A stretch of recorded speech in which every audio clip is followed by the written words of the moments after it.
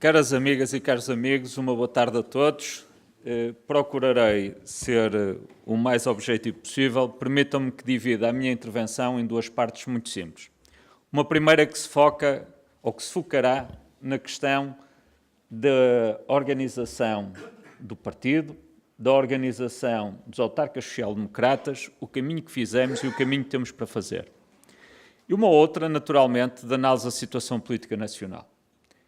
Julgo que os tempos que vivemos exigem que eu, na qualidade de porta-voz e vice-presidente do partido, não possa deixar de fazer referências muito concretas ao que se está a passar hoje no país. Mas queria, sem dúvida, começar por cumprimentar o nosso secretário-geral e o presidente do SARD, o Matos Rosa e o Álvaro Amaro, cumprimentar também o vice-presidente do partido, Carlos Carreiras, o membro da Comissão Política do Conselho Nacional, vice-presidente da Mesa do Conselho Nacional, o Hermínio Loureiro, o presidente da Distrital do PSD e todos vós que, de uma forma ou de outra, participam ativamente na vida política, seja como autarcas, seja como dirigentes partidários ou manifestando um interesse por aquilo que é o bem-estar das populações que vos rodeiam e, portanto, intervindo politicamente quando tomam posições no dia-a-dia da vossa vida, em prol do interesse dessas populações. Queria-vos dizer que aquilo que nós assistimos há pouco da assinatura do protocolo não representa um mero papel, representa algo de muito importante numa segunda etapa que se está a construir dentro do nosso partido. Em 2013, quando cheguei às funções de coordenador da Comissão Política e porta-voz, tínhamos acabado de encerrar o processo de escolha dos candidatos autárquicos, iniciei então uma volta ao país, fazendo a volta de substituição do presidente do partido nessa volta ao país e percorrendo todos os sítios que havia solicitações de dirigentes nacionais do partido, a presença de dirigentes nacionais do partido, mas que por vicissitudes diversas não havia disponibilidade de muitos dirigentes para estarem presentes. E, portanto, calhou a mim e ao secretário-geral fazermos aquilo que é a nossa obrigação. Onde havia um candidato do PSD, o secretário-geral ou o vice-presidente coordenador da Comissão Política estavam presentes para dar o seu apoio e para prestar a sua solidariedade. Mesmo sabendo que percorríamos milhares de quilómetros, fizemos mais de 20 mil quilómetros cada um, percorríamos nessas semanas milhares de quilómetros por pequenas freguesias, pequenas aldeias. E quando eu digo pequenas aldeias, sublinho pequenas aldeias, mas para que a cúpula nacional do partido estivesse em todo o lado. Tivemos dirigentes que participaram em sessões nacionais, que participaram em sessões distritais e locais com grandes mobilizações, e nós também participámos, tivemos convites, mas garantimos que o partido não falhou na sua comparência em todas as frentes políticas que eram indispensáveis. Tivesse 5 pessoas à nossa frente na sessão, tivessem 5 mil, como aconteceu em 2 casos distintos que eu aqui me estou a recordar. E fizemos porque entendemos que esta é a obrigação maior de um dirigente nacional, que é estar disponível para estar próximo das bases, estar disponível para estar próximo daqueles que, na primeira fila do combate político, não só combatem por nós, dão a cara, emprestam o seu prestígio e se entregam à causa política, como ainda por cima são aqueles que depois, durante um mandato autárquico, têm a responsabilidade de interpretar e defender os interesses das populações que representam. A seguir às eleições autárquicas e depois do choque do resultado, eu e o secretário-geral e a Comissão Política Nacional decidimos não cruzar os braços, nem nos deixar conformar com as dificuldades. E percebemos que era um tempo novo que se estava a abrir no âmbito do partido. E nessa circunstância conseguiu-se um consenso alargado em volta do nome do Álvaro Amaro, que se disponibilizou para assumir a tarefa e a responsabilidade, sublinho a tarefa e a responsabilidade de presidir aos autarcas sociais-democratas. E nessa ocasião quis o secretário-geral do PSD dar um contributo também positivo para que esta estrutura passasse a ter alguma profissionalização e passasse a ter uma maior componente de intervenção diária junto dos nossos autarcas. E foi aí que entre o Álvaro Amaro e o Pedro Pinto, entre o presidente do partido e o secretário-geral dos autarcas sociais-democratas, se constituiu uma equipa que, nestes 2 anos, tem feito um trabalho notável. Um trabalho que muitas das vezes não é visível. É um trabalho que vai desde a capacidade diariamente de responderem às solicitações dos nossos autarcas vindas de todo o país, de todos os níveis de poder, com as matérias mais simples e mais complexas, à circunstância de coordenarem a intervenção política de todos os nossos autarcas, às vezes em fóruns altamente complexos, como é a Associação Nacional de Municípios. E, portanto, meu caro Álvaro Amaro, a aposta que o partido fez há 2 anos em acreditar que os autarcas social-democratas eram um instrumento fundamental de desenvolvimento da nossa política, da nossa ação e, particularmente, de levar o nome do PSD mais longe junto às populações, foi uma aposta ganha e julgo que estás de parabéns, tu e o Pedro Pinto e toda a equipa que convosco trabalhou, para tornar possível que nestes 2 anos o partido, através de vós e do secretário-geral, nunca estivesse ausente onde quer que fosse necessário para dar apoio e responder a solicitações dos nossos autarcas. Portanto, muitos parabéns e muito obrigado pelo trabalho que fizeram. Mas mais do que isso, abriu-se hoje aqui uma nova etapa porque não só estamos a projetar o futuro, como estamos a construí-lo de uma forma ainda mais profissional, com um site que hoje permite que as pessoas online coloquem as questões aos ASD e recebam imediatamente respostas, que haja partilha de informações, porque muitas das questões que são suscitadas são questões do interesse global, não existem matérias que sejam de grande especificidade local, obviamente existirão algumas, mas serão a exceção. A regra é a partilha de informação que tantas vezes é construída pelos nossos autarcas e, portanto, esta segunda Academia de Poder Local, ao subscrever este protocolo, abre uma nova etapa, que é a etapa indispensável para aprofundarmos este trabalho que o PSD, juntamente com os autarcas social-democratas, está a fazer em prol das populações deste país. Mas, caros amigos, queria-vos dizer que esta primeira etapa também ficou marcada por algo muito importante. Em momentos muito difíceis, foi preciso que os nossos autarcas, na Associação Nacional de Municípios, em minoria, defendessem o governo, defendessem a estratégia que estava a ser levada a cabo no que diz respeito a matérias como têm a ver com a descentralização, que dessem a cara por iniciativas políticas que o governo tinha tomado e nunca nos faltou a solidariedade durante todo este tempo. E, portanto, temos que reconhecer ao Almeida Henriques, ao Hermínio Loureiro, ao Carlos Carreiras, ao Álvaro Amaro, ao Ribal Esteves, a muitos outros autarcas que, de uma forma discreta mas competente, garantiram a presença do PSD na frente política e que também contribuíram pelo seu trabalho para a vitória das legislativas que obtivemos no passado dia 4 de outubro. E por falar em legislativas, importa recordar que nós vencemos as legislativas. E que, como me dizia ontem um cidadão que me encontrou num elevador num centro comercial, disse: nós votamos em vocês, mas vocês deixaram que os outros fossem para lá. Ora, eu queria começar por esclarecer isto. Nós não deixamos nada.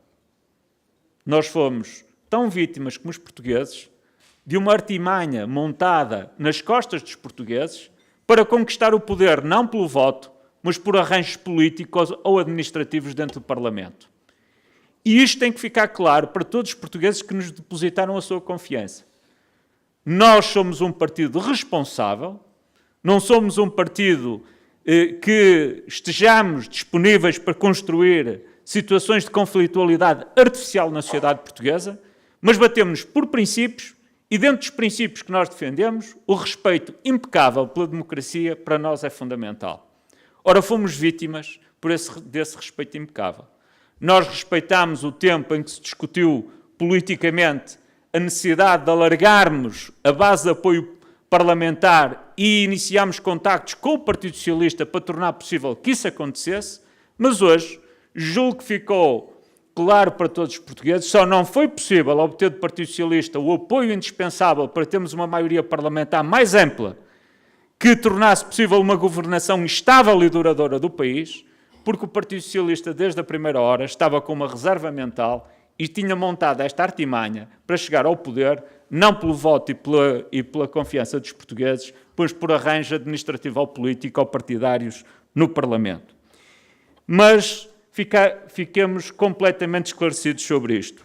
A situação bizarra que, sob o ponto de vista político, hoje o país vive, não nos deve impedir de assumirmos integralmente as nossas responsabilidades na oposição. Nós serviremos os portugueses onde tivermos que os servir, no poder ou na oposição, contrariamente a muitos outros partidos que, quando estão na oposição, se recusam em colaborar com o país e ajudar o país a resolver os seus problemas. Ora, para nós é claro que este governo tem um pecado original, que é o pecado de não ter sido escolhido pelos portugueses e de não ter sido explicado aos portugueses no período de campanha eleitoral que este cenário se construiria se houvesse uma maioria de esquerda no somatório de todos os votos dos partidos que estão à nossa esquerda. Ora, aquilo que importa deixar claro aos portugueses é que o PSD, como disse o líder do nosso partido na abertura desta sessão, que o PSD na oposição será uma oposição responsável, mas firme. Firme na defesa daquilo que conquistamos durante todos estes anos de trabalho e no caminho que fizemos com o esforço dos portugueses para obtermos os resultados que hoje são visíveis. Seremos um partido sem constrangimentos no exercício da função da oposição, mas seremos um partido que só se vergará àquele que é o interesse nacional. Não nos vergaremos a chantagens políticas, a ataques políticos, a ameaças políticas, só nos vergaremos, como sempre fizemos, ao interesse nacional. Esse é um princípio que para nós é insubstituível na condução da nossa ação política. E é por falar em interesse nacional que importa começar a perceber o que se está a passar no nosso país. Desde que foi dada posse ao 21º Governo Constitucional, tivemos a oportunidade de ouvir aquela que foi a discussão do programa do Governo do 21º Governo Constitucional na Assembleia da República. E ficámos já todos a perceber algo que é completamente novo no nosso país. É que não temos um governo, temos dois governos. Temos o governo dos ministérios e temos o governo da Assembleia da República. Volto a repetir, da discussão que nós tivemos a oportunidade de ver do programa do 21º Governo Constitucional na Assembleia da República, podemos concluir de forma muito simples e objetiva que hoje, em Portugal, não existe um governo, mas existem dois governos. O governo que está nos ministérios e o governo que está na Assembleia da República. E esses dois governos estão a conflituar entre si. Esses dois governos fingem estarem entendidos sobre aquilo que é essencial, mas o governo dos ministérios, que é presidido e que é chefiado pelo Dr. António Costa, não é o mesmo governo da Assembleia da República, que é liderado pela Dra. Catarina Martins. E hoje temos dois chefes de governo. Temos o chefe de governo que está a liderar o executivo dos ministérios, o Dr. António Costa, e temos o chefe de governo, de facto, que está na Assembleia da República, que é a Dra. Catarina Martins. E isto não seria grave se o país não precisasse de ter estabilidade, de ter confiança e de continuar o ritmo de crescimento e o ritmo de desenvolvimento social que tem conseguido nestes últimos tempos. E recordo que nós fizemos um percurso muito importante. E quando hoje se discute se nós seremos ou não capazes de atingir, em 31 de dezembro de 2015, 3% de déficit ou menos, quero-vos recordar que nós partimos de um déficit em junho de 2011 de mais de 11% e chegamos a esta altura, a mais de 1.610 dias depois de termos entrado no governo, volto a repetir, 1.610 dias depois de termos entrado no governo, estamos apenas a 20 dias de chegarmos ao final do ano, ou pouco mais de 20 dias de chegarmos ao final do ano, e aquilo que nós temos por certo é que é possível atingir os 3% de déficit e retirar Portugal do déficit excessivo. O que é preciso para isso? Uma coisa muito simples. Que este governo não estrague o trabalho em 29 dias que foi feito durante 1.610 dias pelo governo que o antecedeu. Isso é o que nós pedimos ao governo do Partido Socialista. Mas fico muito sinceramente preocupado com aquilo que ouço dos vários membros do governo do Partido Socialista, porque eles dizem que farão tudo para garantir que o déficit ficará abaixo de 3%. E aquilo que nós dizemos é algo completamente diferente. Pedimos que não façam nada, que estejam quietos para não estragarem e garantirmos que Portugal fique abaixo dos 3% de déficit no dia 31 de dezembro.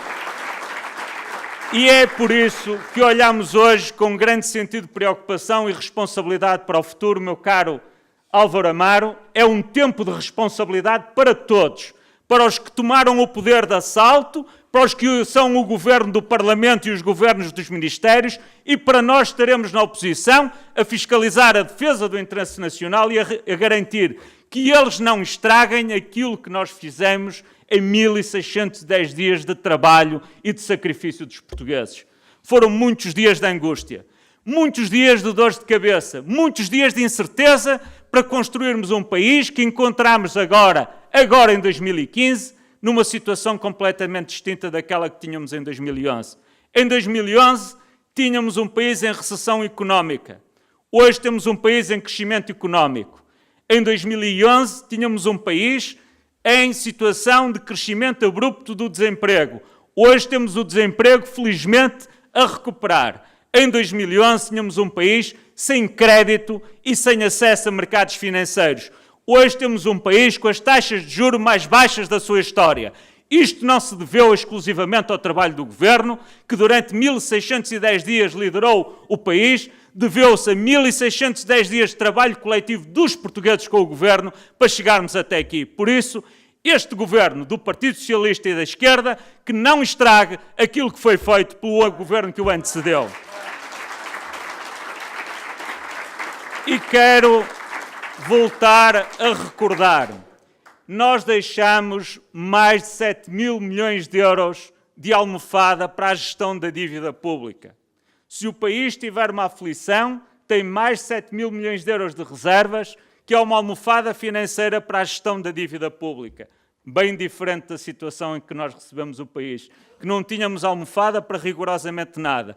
Pousávamos a cabeça na pedra dura das dívidas que nos tinham deixado e de um país à beira da bancarrota. Hoje eles têm uma almofada de mais de 7 mil milhões de euros para qualquer eventualidade. Mas mais do que isso, até ao final do ano têm 62 milhões de euros de dotação provisional para qualquer situação imprevista. E por isso, se não mexerem, se não estragarem, os 3% serão atingidos sem grande dificuldade. E é olhando para esta realidade que nós temos que projetar o nosso futuro. A nossa ação política, a nossa preocupação de garantir que o PSD, na oposição, terá a mesma capacidade de intervir como teve no poder.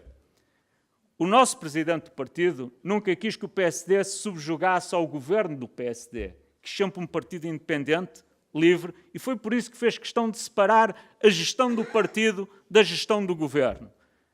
Não havia nenhuma circunstância em que o partido tivesse sido menorizado. Em muitos momentos tivemos que dar a cara, e eu sei o que isso foi, em centenas de conferências de imprensa, dar a cara por medidas muito difíceis e dizer aos portugueses que tínhamos que ser resilientes, tínhamos que acreditar porque os resultados apareceriam. E apareceram. Mas foi muito duro. E porque foi muito duro, nós temos um dever superior de não baixar os braços agora e na oposição continuar a defender aquilo que sempre acreditamos. Foi em Portugal e nos portugueses, quando os outros não acreditaram e desistiram muito cedo de confiar que os portugueses eram capazes de dar a volta à situação que eles criaram no país. E é por isso que nós vamos entrar no tal dito novo tempo que ouvimos na Assembleia da República o Governo do Partido Socialista a anunciar. Eu digo-vos o que é o novo tempo. Ouvindo o debate do programa do Governo, esse novo tempo vai ser marcado por 3 características. Primeiro, pelo Governo dos Ministérios a ser atropelado pelo Governo da Assembleia da República. Vai ser o tempo de o Governo dos Ministérios e o Governo da Assembleia da República a fazerem contra-reformas das reformas que nos trouxeram ao crescimento económico e a mais emprego. Na boa perspectiva revolucionária em que está encostado o Partido Socialista à esquerda mais radical, aquilo que irá fazer são as contrarreformas. E essas contrarreformas serão nocivas para o interesse nacional. Não se julgue que não haverá consequências de rasgar o acordo que está feito relativamente ao IRC, que isso não terá consequências nas decisões de investimento das empresas, que isso não terá consequência nas decisões de criar postos de trabalho por parte das empresas, que isso não terá consequências no investimento externo direto por parte de muitas empresas que acreditavam que Portugal era agora uma oportunidade de investimento importante. E veremos se esta situação terá ou não terá consequências no futuro. E é por isso que, quando ouvimos falar da reversão das subconcessões dos transportes, é preciso dizer que isso custará aos portugueses mais 400 milhões de euros, no mínimo, que era aquilo que se pouparia com essas subconcessões. Mas não só. É preciso aguardarmos pelo Orçamento de Estado, para percebermos uma coisa muito simples. Afinal, que números e que contas tem este Governo para apresentar aos portugueses? Relativamente ao futuro. Que projeções? Porque ouvimos um debate inteiro sobre o programa do Governo e não houve um número que fosse respondido pelo Governo que dissesse qual era a projeção do PIB. Não houve uma única explicação sobre como é que iam obter as poupanças na área social relativamente aos 1.020 milhões que anunciaram de diminuição dos custos na área social com prestações sociais não contributivas, portanto, as prestações sociais que apoiam as pessoas mais carenciadas, e enredaram-se numa conversa redonda a tentar fazer todos nós tolos. Eu julgo que ficou muito claro no debate do programa de Governo que há no Governo quem não consiga explicar aquilo que escreveu no programa. Quer no programa que apresentou aos portugueses e que foi derrotado no dia 4 de outubro, quer no programa de Governo que apresentou na Assembleia da República. E, caros amigos e companheiros, com isto termino para vos dizer que sinto que vamos entrar num intervalo governativo no nosso país. Um intervalo paralisado pelos compromissos paradoxais que estão inscritos entre os objetivos que se diz querer respeitar e atingir e aquilo que se escreve como ação para se lá chegar. Não é possível dizer-se que se continuará a colocar o país a crescer, a garantir o investimento externo, a fazer as empresas acreditar no mercado nacional e a criarem postos de trabalho quando se fazem contrarreformas na área fiscal que vão contra a planificação e a estabilidade fiscal para as empresas. E isso não é atacar as empresas, é atacar os trabalhadores e particularmente os desempregados, porque esses desempregados só encontrarão um posto de trabalho se essas empresas criarem emprego. E por isso é muito importante sublinhar que estas contrarreformas têm consequências muito graves em termos sociais para o país. Mas termino com uma palavra de esperança. Com a palavra de vos dizer que quem consegue chegar ao poder da maneira que chegou este Governo pode durar o tempo que durar, mas nunca convencerá os portugueses de que o que fez é legítimo, correto e, acima de tudo, corresponde a uma atitude política, eu diria, séria sob o ponto de vista político, adequada com os princípios da nossa democracia e, acima de tudo, com aquilo que os portugueses esperam de nós. E é por isso que não temeremos em levantar a nossa voz na defesa do interesse nacional e dos portugueses. E por isso contamos com todos vós, com os autarcas social-democratas e com a nossa frente parlamentar para continuar este combate, que é um combate exclusivamente por Portugal e pelos portugueses. Viva Portugal!